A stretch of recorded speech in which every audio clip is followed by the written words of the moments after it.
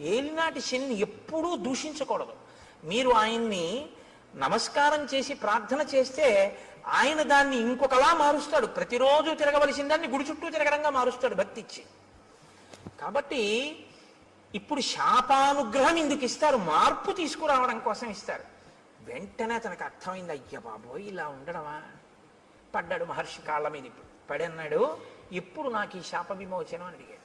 అయితే మారావు కదా, ఇప్పుడే అన్నారు అనుకోండి, ఆ బుద్ధి మళ్ళీ మారిపోతుంది. అందులో ఆ బాధ ఏమిటో తెలియాలి. ఆయన అన్నాడు, యదాచిత్వా భుజౌ రామ త్వాం దహే ద్విజనే వనే తదాత్వం ప్రాప్స్యసే రూపం స్వమేవ విపులం శుభం.